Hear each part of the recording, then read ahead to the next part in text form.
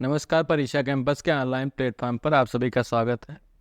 आज हम बहुत ही महत्वपूर्ण टॉपिक पर चर्चा करेंगे, जिसमें हम आपको नेट जेआरएफ टीजीटी पीजीटी के लिए महत्वपूर्ण पुस्तकों के बारे में बताएंगे, क्योंकि प्रत्येक विद्यार्थी को हमेशा कन्फ्यूजन रहता है कि नेट जेआरएफ के लिए या फिर टीजीटी पीजीटी के लिए कौन सी बुक किस कालखंड के लिए बहुत उपयोगी होगी। तो आप हमारे पूरे वीडियो को ठीक से देखिएगा, फिर अपना डिसीजन लीजिएगा, क्योंकि पुस्तकों की जो सूची होती है, फिर पुस्तकों का जो चयन होता है, अच्छी पुस्तकें अगर हमारे पास हैं और उसके बाद हम ठीक से पढ़ेंगे तभी हो पाएगा। अगर हमारे पास अच्छी पुस्तकें ही नहीं रहेंगी तो हम कितना भी अच्छा या फिर कितने भी घंटे पढ़ाई कर लेंगे, हमारा सिलेक्शन नहीं हो सकता है। तो आइए आपको ऐसी पुस्तकों के बारे में बताएंगे जो बहुत ही उपयोगी होंगी आपकी तैयारी के दौरान, और अधिकांशतः विद्यार्थी इसी पुस्तकों को पढ़ते हैं। तो आइए शुरू करते हैं आज का अपना यह सेशन।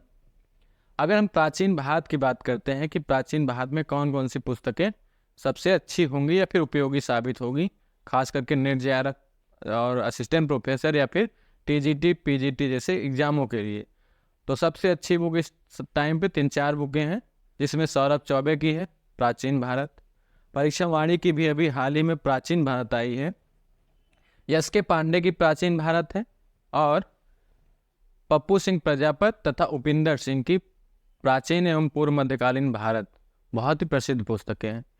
तो इन पुस्तकों के चयन के लिए भी विद्यार्थियों की डिमांड अलग अलग होती है, यानी कि कौन से विद्यार्थी किस पुस्तक को पढ़ेंगे इसकी भी जानकारी आपको होनी चाहिए।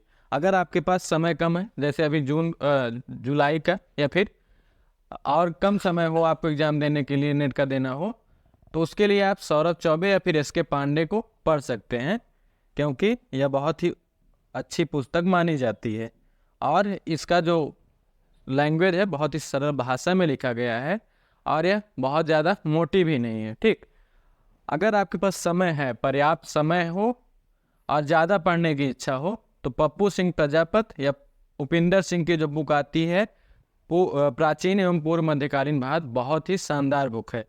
अगर मैं इस बुक को दिखा देता हूँ आपको, तो जो पप्पू सिंह प्रजापति की बुक है, यह है बहुत ही शानदार भाषा में लिखी गई है, परंतु इसकी एक ही समस्या है कि इसमें बहुत ज़्यादा तथ्यों का संकलन किया गया है। इसकी वजह से यह बहुत ही भारी बुक हो जाती है। लगभग 700 के करीब में इसमें, 850 के करीब में इसमें पेज हैं, तो बहुत भारी पुस्तक है। तो इसको लेने से पहले एक बार बढ़िया से सोच समझ के लीजिएगा।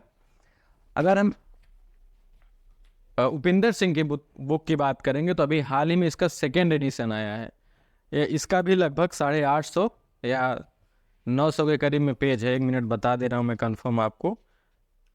इसका पेज है 803 या 4।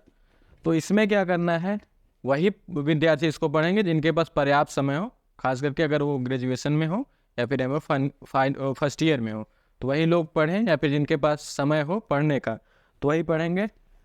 अगर मुझे एक बुक सेलेक्शन करना हो कि इसमें से एक ही बुक बताइए जो पर्याप्त हो प्राचीन भारत के लिए, तो उपिंदर सिंह होगी, अगर आपके पास समय है। अगर समय का अभाव हो तो एक बुक पर्याप्त जो होगी सौरभ चौबे होगी, और सौरभ चौबे या एस के पांडे से ही अपनी पढ़ाई शुरुआत कर, इसको पढ़िएगा, परंतु इसके पहले सौरभ चौबे या फिर एस के पांडे के बाद जरूर पढ़ लीजिएगा। अगर हम अब बात करते हैं मध्यकालीन भारत में, तो वही फिर 3-4 नाम ही फेमस है। सौरभ चौबे हैं, एल पी शर्मा है, एस के पांडे हैं, जे एल मेहता की भी बुक आती है, और एक वही पप्पू सिंह प्रजापति की तराइन से पानीपत एक बुक, और दूसरी है मुगल कालीन भारत। यानी दोनों अलग अलग मुगल जो मध्यकालीन भारत है, 2 बुक इन्होंने लिखा है। जो मैं नाम बताया बहुत ही महत्वपूर्ण बुक है, परंतु समस्या क्या है, बहुत ही भारी पुस्तकें हैं। इसी में आपने सुना होगा सतीश चंद्रा की बुक और हरिश्चंद्र वर्मा की। तो यह हरिश्चंद्र वर्मा की पुस्तक है, 2 भागों में आती है। पहला 750 से 1540, फिर उसके बाद 1540 से 1707 के करीब तक। तो इसकी समस्या यह है कि इसमें बहुत ज़्यादा तथ्यों का संकलन किया गया, फैक्ट नहीं दिया है पर कहानी के रूप में बहुत ज़्यादा दिया गया है, तो मोटी हो जाती है बुक, परंतु पढ़ने में भाषा इसकी बहुत आसान है, तो आप पढ़ सकते हैं। और जे एल मेहता की अगर बात करेंगे तो यह बुक है पतली पतली 3 सेट में आती है, यानी 3 बुक आती है। या मध्यकालीन मतलब सल्तनत काल, फिर मुगल काल का आएगा, फिर सल्तनत और मुगल काल का कला एवं संस्कृति से संबंधित बहुत अच्छी बुक है। अगर आप इसको कॉम्बिनेशन में बना सकते हो, कोई एक बुक सौरभ चौबे का पढ़ लो आप, इसका तीसरा पार्ट जो है मुगलकालीन कला एवं संस्कृति समाज, उसको आप तीसरे पार्ट को ले लीजिए, तो पूरा आपका मुगलकालीन भारत कवर हो जाएगा। अगर हम पप्पू सिंह प्रजापति की जो बुक है मुगलकालीन जो भारत है, इसकी बात करेंगे, बहुत शानदार भाषा में लिखी गई है, बहुत अच्छी तरीके से इसमें नेट और जेआरएफ के तथ्यों को संकलन किया गया है।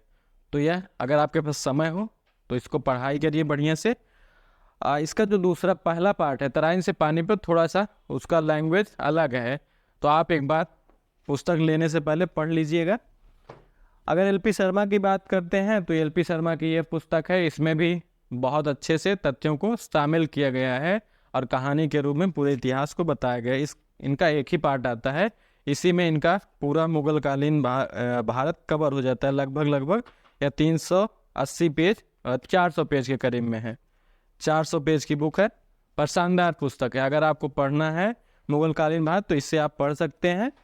और सौरभ चौबे की जो बात करते हैं तो सौरभ चौबे पतली सी बुक आती है इनकी मध्यकाल में, और इसकी खासियत क्या है? इसकी खासियत यह है कि जो अभी हाल में ट्रेंड चला एग्जाम में कि किसी भी यात्रियों का कथन या फिर किसी भी जो इतिहासकार उस टाइम के तत्कालीन इतिहासकार हैं उनके कथनों को, उनकी पुस्तकों के कथनों के, उनकी पुस्तकों में जो तथ्य दिए गए हैं उससे संबंधित प्रश्न पूछे जाते हैं। जैसे इब्न बतूता के बारे में पूछ लेता है, या फिर निकोलो मोंटी के बारे में पूछ लेता है, निकोलो कोंटी के बारे में, या फिर अलबरूनी, अमीर खुसरो, इन इतिहासकारों या फिर लेखकों ने जो पुस्तकों में भारत के बारे में या भारत के राजाओं के बारे में, किसी भी शासक के बारे में वर्णन किया है किस पुस्तक में, उससे अब कथन आ रहे हैं, तो यह पर्याप्त रूप में इस पुस्तक में दिया गया है।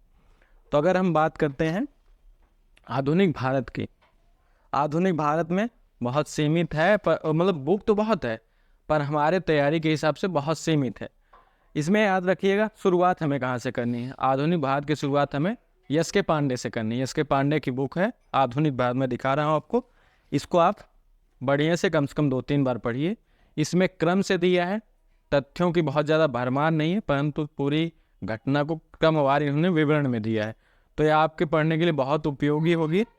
और इसमें देखिए त्रुटि तो हर पुस्तक में होता है, तो इसमें भी त्रुटि है थोड़ा बहुत, तो उसको आपको हैंडल करना पड़ेगा। अगर सबसे अच्छी बुक की बात करनी हो तो मैं इसमें बताऊंगा परीक्षावाणी की, अभी इनका नया एडिशन आया है परीक्षावाणी, यह बहुत ही अच्छी बुक है। बहुत ज़्यादा पेज की संख्या तो नहीं है, आधुनिक भारत में इतना तो चलता ही है, लगभग यह 446 पेज की है, पर जो इन्होंने इसमें संकलन किया है तथ्यों का या फिर क्रमवार जो विवरण दिया है, अधिकांश पुस्तकों का इन्होंने बढ़िया से अध्ययन करके उसमें फिर अपने तथ्यों को शामिल किया क्रमवार रूप में, बहुत अच्छी तरीके से लिखी गई। और जो टीजीटी पीजीटी खास करके यूपी की जो परीक्षाएं होती उसमें अधिकांश प्रश्न इस बुक से मिल जाते हैं हमें। अगर एक्स्ट्रा पढ़ना हो आपको तो प्लासी से विभाजन तक, और उसके बाद एक शेखर बंदोपाध्याय की बुक आती है, इंग्लिश और हिंदी दोनों मीडियम में आती है, बहुत शानदार बुक है, परंतु इसको पढ़ने से पहले एक सावधानी रखनी होगी, आपको आधुनिक भारत के इतिहास की अच्छी समझ हो तभी इस पुस्तक को, तीसरी वाली पुस्तक को पढ़िएगा, वरना टच भी मत करिएगा। बहुत ही लैंग्वेज इसका अलग किस्म का है, बौद्धिक स्तर पर, खास करके जो पीएचडी नेट जेआरएफ पीएचडी कर रहे हैं स्टूडेंट्स, वही लोग इसको पढ़ते हैं, फिर यूपीएससी की तैयारी करने वाले, तो उसको पढ़ने से पहले आप यार इतना ध्यान में रखिएगा, आपकी कमांड होनी चाहिए आधुनिक भारत में यस के पांडे और इन जैसी पुस्तकों को पढ़ने के बाद ही पढ़िएगा। या तो आप सुमित सरकार को पढ़ सकते हो, सुमित सरकार, इरफान हबीब की, अब जो बुक बता रहा हूँ वो एक्स्ट्रा हो रही है, एक्स्ट्रा का मतलब जब आपने इनको कवर कर लिया हो तब पढ़िएगा। इरफान हबीब की राष्ट्रवाद करके आती, भारतीय राष्ट्र, उसको पढ़ सकते हो आप। अब तो बात हो गई तीनों कालखंड की। अगर इसी में नेट में अब आता है वर्ल्ड हिस्ट्री भी आता है, तो नेट वर्ल्ड हिस्ट्री के लिए अरविंद भास्कर की एक बुक आती है, वह बहुत अच्छी है, या फिर टीच योर सेल्फ के नाम से एक पुस्तक आती है पतली सी, उसको आप पढ़ सकते हो। तभी वर्ल्ड हिस्ट्री के लिए देखो बहुत ज़्यादा उसमें समय नहीं ख़त्म करना है, समय नहीं बर्बाद करना है, तो उसके लिए आप पतली सी कोई बुक उठाइएगा अपनी इच्छा से, बुक स्टोर पे जाकर के पढ़िएगा, जिसका लैंग्वेज और जिसका सिलेबस मिल रहा हो आपके नेट के एग्ज़ाम से वही पढ़िएगा। अगर तीनों कालखंडों की एक बुक मिला कर अगर पूछा जाए कि तीनों कालखंड के लिए हमें एक बुक पढ़ना है, कवर तो नहीं होगा, एक बुक पढ़ लोगे आप कवर नहीं होगा, परंतु अच्छी जानकारी मिल जाएगी। पीजीटी या टीजीटी एग्ज़ाम के लिए बहुत उपयोगी है, उसको आप देख सकते हो। तो आर्य कंपटीशन टाइम्स बहुत ही अच्छी बुक है, इसको आप लेकर के पढ़िए और यह आपकी डेली की दवा के रूप में होना चाहिए। यानी एक मरीज जिसकी सबसे महत्वपूर्ण दवा उसको टाइम पर दी जानी चाहिए डेली, उसी तरीके से आर्य कंपटीशन टाइम्स बुक है, इसको आपको डेली रेगुलर पढ़ना होगा और इसमें कोई भी लापरवाही नहीं करनी होगी, तभी आपके एग्जाम्स निकलेंगे। क्योंकि इस पुस्तक की खासियत यह है, तथ्यों की भरमार है, क्रमवार इन्होंने तथ्यों को दिया है और अच्छे से उसको हैंडल किया है। तो आप रेगुलर में उसको पढ़ते रहिए, तथ्यों को अपनी पुस्तकों अपनी नोटबुक में लिखते रहिए। कई बुक जितना मैंने बताया उसको पढ़िए, नोट्स बनाइए, तभी आपका सिलेक्शन होगा। अब देखिए इस समय जो एक ट्रेंड चला है कि एनसीईआरटी पढ़िए, एनसीईआरटी पढ़िए। अगर आपके पास एनसीईआरटी पुस्तक है तो एनसीईआरटी पढ़िए, ठीक, पूरा पढ़िए बुक। अगर एनसीईआरटी की पुस्तक नहीं है तो एक पप्पू सिंह प्रजापति की बुक आती है एनसीईआरटी की, इसको आप पढ़ सकते हो। इन्होंने पूरी एनसीईआरटी को अच्छे से कवर किया है। एनसीईआरटी कवर करने के साथ ही साथ इस पुस्तक की जो खास बात है, एनसीईआरटी पुस्तक के अलावा जो एनसीईआरटी की हमारी बुक आती है उसके अलावा जो बहुत ही महत्वपूर्ण तथ्य हैं जो कि एनसीईआरटी की पुस्तक में नहीं है परंतु एग्जाम में पूछे जाते हैं, तो आप उसके लिए इस पुस्तक को पढ़ सकते हो। बहुत ही ज़रूरी बुक है, खास करके अगर आप हिस्ट्री की तैयारी कर रहे हो तो एनसीईआरटी के लिए मैं कहूँगा कि आप इस पुस्तक को ज़रूर पढ़िए। एक क्लासिक प्रिंट्स सीरीज़ के नाम से आती है एनसीईआरटी भारतीय इतिहास, भारत इंडस टू इंडिपेंडेंस। इसके लेखक पप्पू सिंह प्रजापति हैं और 3 राइटर हैं। बहुत अच्छी बुक है, इसको आपको ज़रूर पढ़ना चाहिए। अगर प्रैक्टिस सेट की बात करते हैं कि इन सब का तो चल गया, बुक हमें पता हो गया, प्रैक्टिस सेट भी हमें पता होना चाहिए। तो एक घटना चक्री आती है भारतीय इतिहास के नाम से, सामाजिक विज्ञान, बहुत ही शानदार पुस्तक है, इसको आप ज़रूर पढ़िएगा क्योंकि इसमें तथ्यों को अच्छे से जो सही प्रश्न उत्तर हैं उसके उसी को दिया गया है। फालतू के जो गलत प्रश्न है, जैसे एजीपी हुआ यूथ कंपटीशन टाइम्स, वो उसमें उत्तर गलत दिए गए हैं तो उसमें कन्फ्यूजन होगा आपको, तो प्रॉब्लम्स होगी क्योंकि आप गलत उत्तर याद करके जाएंगे तो बहुत ज़्यादा दिक्कत होगी, परीक्षा में गलत प्रभाव पड़ेगा। तो आप सही बुक को पढ़िए जिसमें तथ्यों की गलत होने की संभावना बहुत कम हो। तो घटना चक्र में ऐसा पॉसिबल है, उसमें बहुत ही कम ऐसे तथ्य हैं जो गलत हैं या ना के बराबर हैं। तो आप अच्छी पुस्तकें पढ़िए, रेगुलर उसका रिवीजन करिए और जो नेट्स या फिर पीजीटी एग्ज़ाम के लिए महत्वपूर्ण तैयारी रहेगी, रणनीति जो होगी, मैं उसको आने वाले वीडियो में धीरे धीरे बताता रहूँगा। आप मेरी जो अभी प्लेलिस्ट सीरीज चल रही है हिस्ट्री के लिए, नेट जेआरएफ की तैयारी के लिए, तो उसमें मैंने एक प्लेलिस्ट अपने चैनल पे बनाया, उसको आप देख सकते हैं। तो उसमें मैं रेगुलर वीडियो डालता रहूँगा और आपके हिस्ट्री के पूरे सिलेबस को कवर कराऊँगा। तो मिलते हैं आपसे अगले वीडियो में। एक चीज़ ध्यान में रखिएगा, जो ये पुस्तकें मैंने बताया इसका लिंक भी हमारे इस वीडियो के डिस्क्रिप्शन में मिल जाएगा, परंतु मैं आपसे अनुरोध करूंगा कि जितनी भी पुस्तकें मैंने बताई हैं उसको ऑफलाइन मोड यानी कि दुकान पर जा कर के वहाँ पुस्तकों को पढ़िए बढ़िया से। जिस पुस्तक की भाषा आपको अच्छे से समझ में आ रही है वही पुस्तक लीजिए, मेरे कहने से या फिर किसी के कहने से कोई भी पुस्तक न लीजिए।